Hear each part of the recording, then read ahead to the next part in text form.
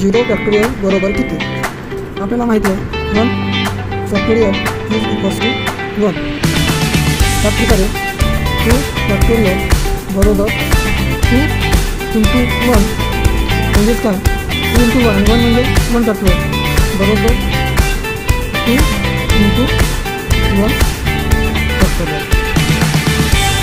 त्याच प्रकारे 3 फॅक्टोरियल बरोबर 3 गुणिले 2 गुणिले 1. 2 गुणिले 1 म्हणजे काय 2 गुणिले 1 म्हणजे 2 फॅक्टोरियल बरोबर 3 गुणिले 2 factorial.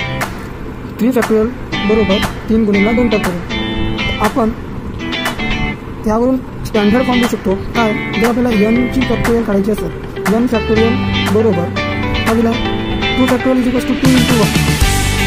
3 factorial is equals to 3 into 2 factorial म्हणजे काय n फॅक्टोरियल बरोबर दिलेली संख्या n इंटू दिलेल्या संख्येतून एक वजा करायचं म्हणजे n मायनस 1 फॅक्टोरियल.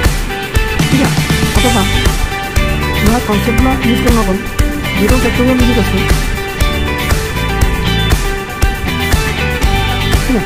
आता पहा nच्या ठिकाणी काय ठेवला 1 फॅक्टोरियल 1 ठेवला बरोबर nच्या ठिकाणी 1 ठेवायचं गुणिला 1 मायनस 1 हा जो आहे फॅक्टोरियल जसाचा तसा 1 factorial is equals to 1 into 1 minus 1 काय होते 0 फॅक्टोरियल आणि 1 फॅक्टोरियल इज इक्वल टू कितीला आहे 1 फॅक्टोरियल इज इक्वल टू 1 म्हणजे काय 1 बरोबर 1 इंटू 0 फॅक्टोरियल. तर का हा जो 1 आहे तिथे जो लिहित काय होते 0 फॅक्टोरियल बरोबर 1 डिवाइड बाय 1 1 भागिले 1 0 factorial is equal to 1 0 factorial is equal to 1 हा झाला 0 फॅक्टोरियल. ठीक आहे. जर व्हिडिओ आवडला असेल तर लाईक आणि सबस्क्राईब